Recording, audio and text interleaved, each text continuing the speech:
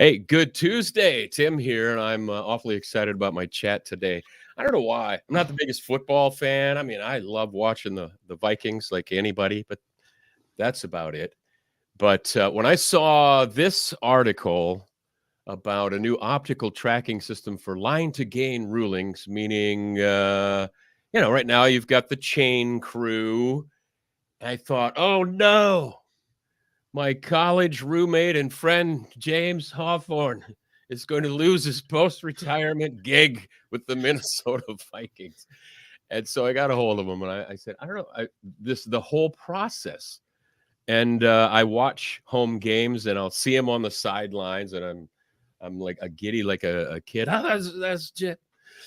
And so I got a hold of him. I said, if I find this interesting, chances are other people will find it kind of cool too. So I want to introduce to you my college roommate. He was there when I made the decision to bail on music education and go follow that radio dream. James Hawthorne. Hello. Hey, good to see you. So good to see you too. You remember that? Like, were you thinking, dude, are you nuts? Or are you like, go Tim? Yeah, I remember it really clearly because not only did we have sort of the conversation of what cool, wow, and what, like, what? No, you're on the home stretch, man. You can't stop now. We had that conversation, but also we had really heartfelt conversations about what that meant for career, what that meant for friendships, what that meant for, real things. And for a couple of college seniors, we had some good discussions about it. And and I think it was a good deal. No real things. This is so cool. I'm a rock radio DJ. You know what? The career turned out really well till about last January. But, when I think of things like here's you're James now. You're professional real estate agent. Yes. And but I go by Jim. Okay, Jim. I want to be respectful. So here's Jim, retired from music education at Edina, right? Mm-hmm. And I'm not retired. There's that. There is that. Oh, so and I've seen you out on the tarmac of MSP. Like, where do you find all these cool gigs? I'm like a master of trying to find the hack that gets me something else that I can't get on my own. So we love to travel. We love to travel, and our appetite for travel does not equal our budget. And so years ago, I was like, God, if I worked for the airline, I could be able to fly. And so I'm summer seasonal at Delta. I worked out on the tarmac and put my 3 months in the summer, and then we fly all year long. Hang with us to the very full end of this broadcast, and you will see college era pictures of Jim and me. I tell you what, we were styling. How come I don't feel like we were ladies' men? Because we're some pretty good looking dudes. Some have. I'm going to give you a tease, and then there are more. Some have already seen this. I posted it a few weeks ago, and and they're like, "How old were you?" I said, "Well, probably 20 here." You look 12. So Jim there in the middle. And then our other, like one of the Three Musketeers there, Lauren, another roommate of ours. Look at the sunglasses, the poofy hair. Incidentally, Thursday's National Sunglasses Day. There's talk of them using this in an ad campaign. Oh, great. I don't know if those are Ray-Bans or they're probably some cheap Kmart. No, mine would definitely be. Also, I want to add, if you have, like, you're curious, hey, that'd be so cool to be on the chain gang at the Vikings home games. But so how does this work? Or what happens if this? And your questions can be brought up right here, like this. You got a Cobber ring, so recognizable. Concordia. Elizabeth, fellow Cobber and music educator. She says right here, fellow Cobber music teacher. Congrats on retiring. Thank you. I think we're a little bit older than you, Elizabeth. Hang in there. You'll make it. So yeah, if you comment during the live portion, we can bring your comment up right here and tackle it. Otherwise, obviously, a lot of people watch these later. You can still comment, and I'll see them and be able to follow them. So, how does the piano? Were you piano major or voice major or both? I don't even know, because you were Concordia Choir and fellow student of the president of the music faculty department. No, there weren't. We call it a chair, but yes. The chair. Okay. He didn't take many students. He took both of us. But so I don't remember. Were you vocal? As a piano major, vocal minor. Gotcha. So, and then you go teaching. How does the piano major, Concordia Choir guy end up in a pretty meaningful position with the NFL? I mean, we used to watch Vikings games in our house, but I didn't know you were such a you got to know a lot about the game. You do. And I got to do a little quick backstory to preface it, because it's important. My first teaching job was in Little Falls, and I loved it, but I was like the music teacher. That's all I did. That's all anybody knew me for. And I, as a high school lover of football and lifetime player, and then we were just young, and I decided when I got the job at Edina that I wanted to coach football. And so I was a choir director, but I walked on the field, met my good buddy and still great friend, Phil Fananger, and said, hey, I don't know if you've got openings, but I want to coach football.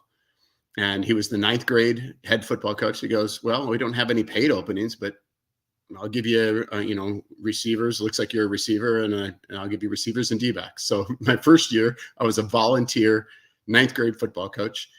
Next year, my good buddy moves up to 10th grade, and that left the 9th grade offensive coordinator position open. And I coached high school football for 30 years. 9th grade, but I had no idea. And sadly, we had kind of lost touch with each other at that point. So, okay. So now you're really into football. And so you see on Indeed.com, line crewman, the Vikings, please apply and audition. No. So Phil, fastly becoming my best friend, and kind of my coach about coaching. So he would guide me in the process. He worked for the Vikings, and you had to know somebody. I mean, you were either the kid of one of the chain crew from back in the Met and like neighbors of Bud Grant, or you knew somebody really, really well. And so my buddy was one of the not related people on the crew, blood related people. And he got on because he coached with a guy who was on there and was good friends with him. So I was like, dude, I don't know what it takes, but I would love to do that with you. And he goes, yeah, I'll put you on the list. And, there's the list. Oh, sure. And so 13 years later, Phil's number came up and I was Phil's choice. So remember the list, there's at that point, there was 10 of us on the crew, or 10 of them on the crew. And then each guy has 1 or 2 or 3 guys that they would love to, have be part of the crew.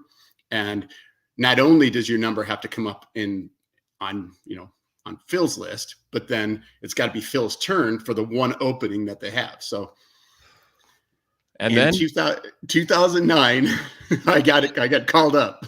There he is on the field. You got the vest. You got a legit cap. Like, can you wear that around? I'm going to Menards. I'm just gonna throw on my NFL cap, let people know who I am. I get a new one every year, so I'd be happy to give you one. Seriously? Yeah. You can wear them out there. And it's like, hey, don't mess up the cap. So somebody, before we get into some details about how the line thing works, let's go back to the comments a second. This was our era, Q98 in Fargo Moorhead. In fact, this is the guy that got me the job at Q98. You remember Greg Steele? Greg Steele. Oh, yes. Hey. Oh, he was at our parties. I mean, our Bible studies.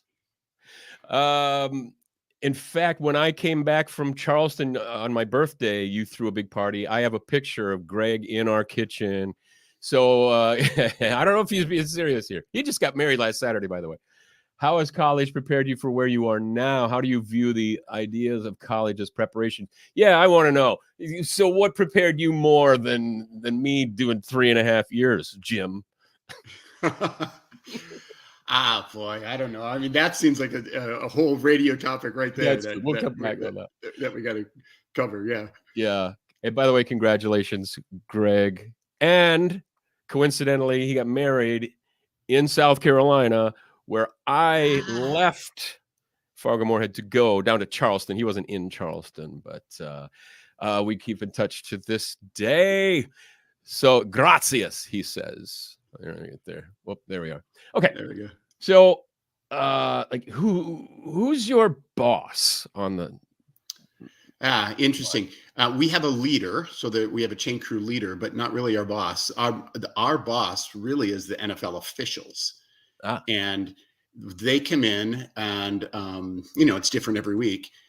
We meet with the headlinesmen. They come into our locker room and they go, all right, remember this, remember this, remember this. And they have a cue card of all the things they're supposed to tell us to remember. And then, and that for that day, that crew's our boss. Is it different game to game? What you need to do? Not really. But as one of the jobs of the headlines, the headlines person, they have to go through this list and they have to meet with us an hour and 5 minutes before the game.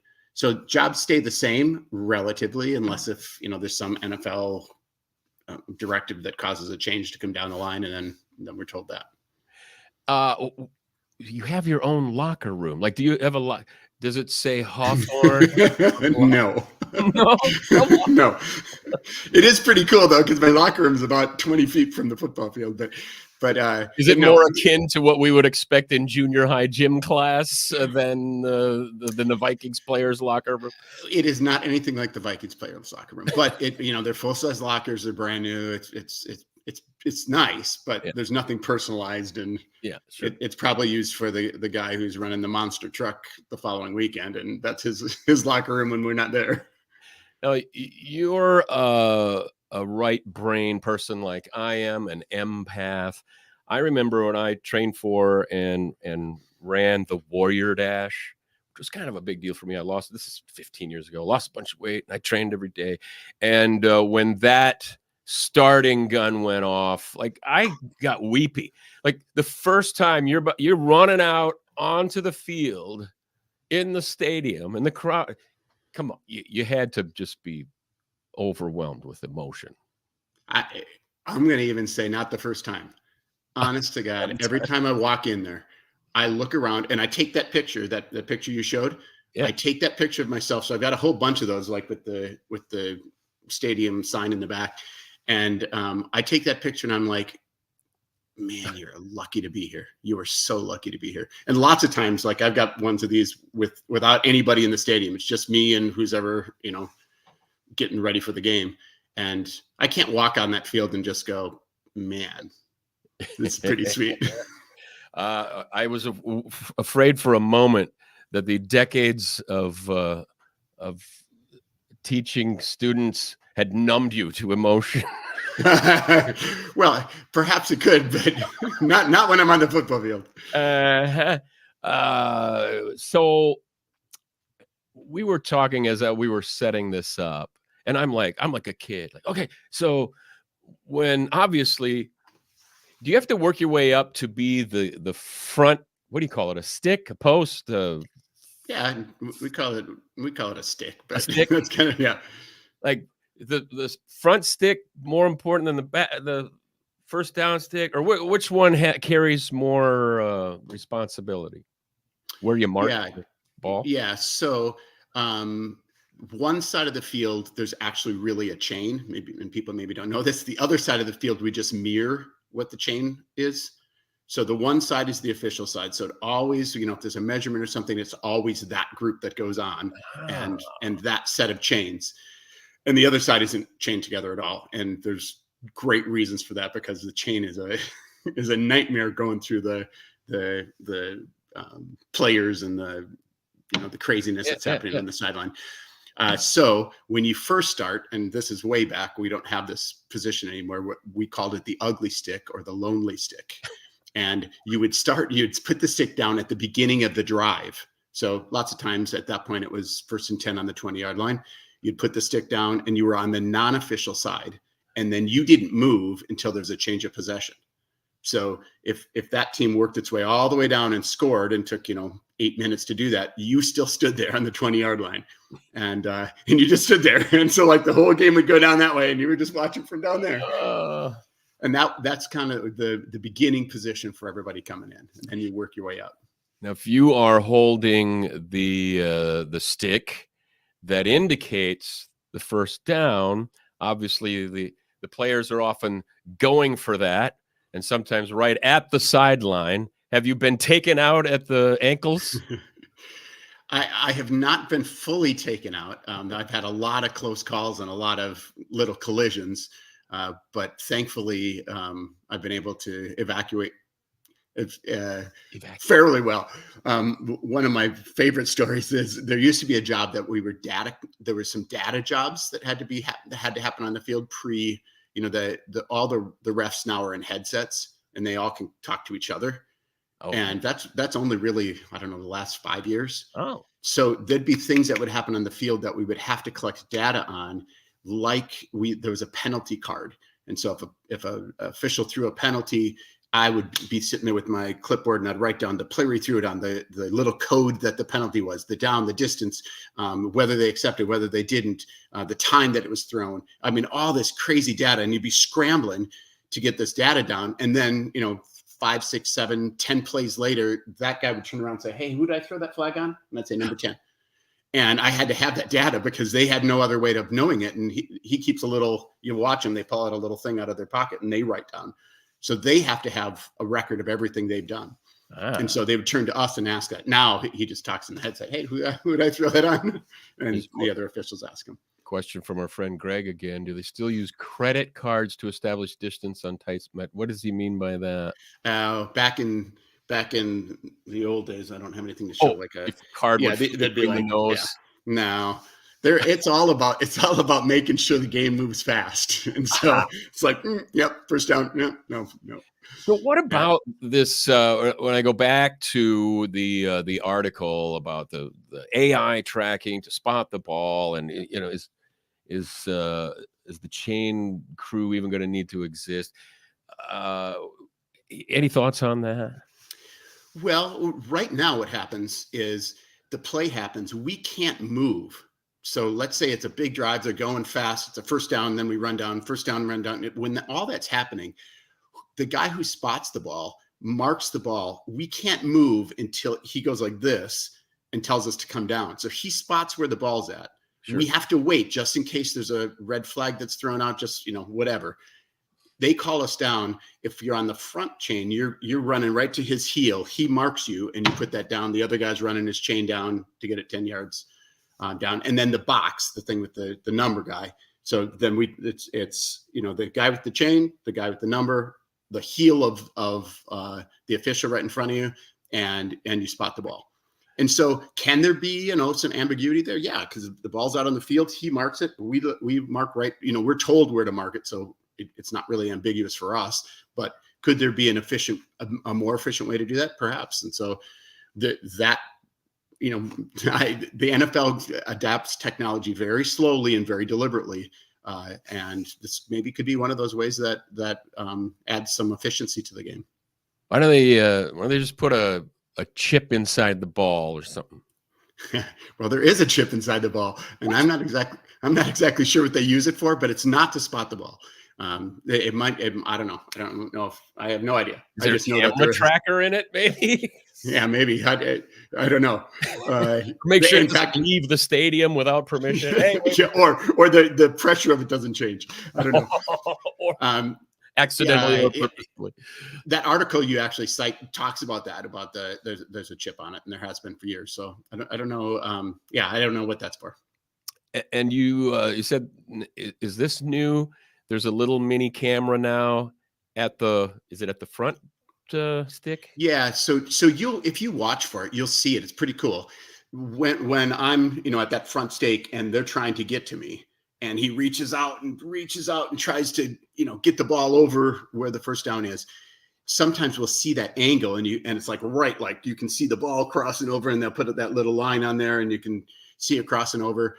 That camera is relatively new. I'd say last 5 years. And that it looks like a little pylon. And for important games, the big, nationally televised games, they add those to the field. So they add the 2 on the end zone. Or the 4 actually, 2 on each side. And then they'll add 1 in the first down on the official side, 1 on the unofficial side. So there's actually 6 cameras on the field. And somebody still has to, is it attached to the stick, or somebody still needs to place that, right? Yeah. Oh, AI can't take over. No. So there are jobs, as jobs, I don't know, get like everything, right? Like as that job becomes obsolete, there seems to be jobs that help replace that. So one of the things is, who moves those cameras? It's us. And so on those games, we need a few extra of us to be able to move those cameras down. And so if things start, becoming obsolete in some ways, other things might replace that. I don't know. I'm picturing a little Roombot-like thing. Yeah, maybe. Yeah, that just follows right along. Don't trip over the Roomba. I'm glad somebody asked this because, I didn't want to be rude, but Heather, you get paid. You get paid. I get paid. I would say that in the salary schedule, it's the dude that sells popcorn, the guy that sells peanuts. Yeah. The beer guy's probably above me, so I'm somewhere in between the peanut guy and the beer guy. No, we get a little stipend, and it's cool. It's a nice, it's a little stipend, and we get it. The cool thing, honestly, in order of the perks of the job, I'm on the field. Yeah. I'm on the field for every home game, and that's the biggest perk. But we get cool gear. I get I get a little NFL polo that's exclusive to us. I get a new one of those every year. I get a new hat every year. I get pants. I get new Nike $150 Air Pegasus shoes every year. Right. So you all kind of match your shoes. Yeah, we all have to match. In fact, you can't go out in my tennis shoes. I have to. In fact, all my tennis shoes are black Nike Pegasus because after years of doing this, I have a bunch of them. So anyway, no, you have to be out in uniform. That you can't. They even talk like if the doors open in the stadium, and you're going to wear a long sleeve underneath your polo. It has to be black or white, and so it's all pretty regulated. Just a comment here from Mary. Wow, chips and balls. Wish my brother was alive to have watched this. Very interesting. It is interesting, I think. I got one more quick thing before the promised ancient photos of Jim and Tim in college. Like you're in the middle of the game, you're on the line. What if you have to go potty? Yeah, well, that has happened. Yeah. Yeah, you just have to, like you're singing the Mahler, and it's a 4-hour concert. You have to pace yourself, and you just have to go. Yeah, like when you're out on the field running around, you get in at halftime, and you want to, drink a bunch of water, drink some Gatorade. There's Gatorade on the sideline, water on the sideline. So, during timeouts and stuff, we can run back and get some water or whatever. We just have to be really careful because inevitably you're in the middle of fourth quarter and you're like, oh my gosh, I drank too much at halftime. And you just gotta be careful. We find some kind of bag to strap on your leg beneath your Well, NFL supplied pants. I do know where the closest bathroom is for each of the four corners of of the exits from the field. Plenty of benefits regardless of pay, says Heather, who asked about the money. Okay. Absolutely. So this has been awesome to find out about. And you know what? If you're watching this later, as most do, and you still have a question, put it on there, and I'll let Jim know if something comes up that people have asked. But as promised, all right, we already saw this one in the college days. We were roommates. Starting our junior year, right? Yeah. But we were together in the music department from day one. Day one, yep. So this was one time we were moving. I think a prof had let us store furniture. I mean, and some have seen this. I posted it, but here's one you may not even remember, Jim. Oh my gosh! Look at those Diet Cokes in our hands. Yeah, Diet Coke, Bud Light. Speaking of God. poor, this was in Owatonna. We had several friends up at college that were down in Owatonna. I remember going there fairly often, right? Yep. And we drove probably in your 64.5 Mustang. Yes. I don't have a picture of that. Let's see. Okay, so I mentioned how I went away, left, and which was scary. And then I came back. You guys threw a huge party for me. And there's the trio.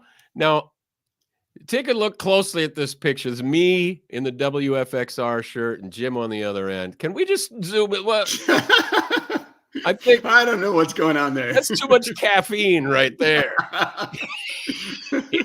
Yeah. And then when you got married, look at these styling chaps right there. Oh my gosh. Ah, look at that. That's at your parents' house, right? Yes. Yep. In St. Paul. That was a beautiful house, by the way. Yeah. Let's zoom in on this a little bit. Check so out we were off to Europe. So we got married in Montana, and then then worked our way back. We had kind of a little car honeymoon driving home back to Minnesota, and then we were backpacking Europe for 6 weeks. And I was like, I had never had a perm in my life. And I was like, I'm going to get a perm. That way I can just wake up and, do what perm people do and just like fuzzy up their hair. So that's like a 1 day old perm. And we were getting on the plane the next day and heading to Europe. Ooh. I don't know if you've seen before. This is an ad for my Tribal Chimp hair powder. I didn't have Tribal Chimp back then, just a lot. It looks like you had it though. Yeah. That's kind of a soft look. I don't know how I achieved that. I don't know either. That I think that's about it. Though 4 years ago, when I created a virtual choir in pandemic, I got several singer friends from around the area. There you are in the green arrow, flanked by your lovely and talented daughters. Yes, Christiane on the left there and Margaret on the right. Didn't one of them just graduate, right, Margaret? Yep, the one on the right, Margareta, just graduated Concordia. Yeah, of course. Oh, and by the way, the Concordia teacher there, top row, third from the left, was singing in the virtual choir as well. Oh, yeah. So there's Jim on the field as I say thank you. Great to connect, which really was it just sort of last year we kind of reconnected at a brewery. So let's keep that going and see if we can't track down this third musketeer to have a little reunion in the Twin Cities. Yes, that'd be great. In the red shirt. We got to get a hold of him. Jim, our chain crew for the Minnesota Vikings. Watch for him on the sidelines this fall. Thank you so much, and we'll chat again. All right. Thank you. Bye. Okay. I stopped. There we go.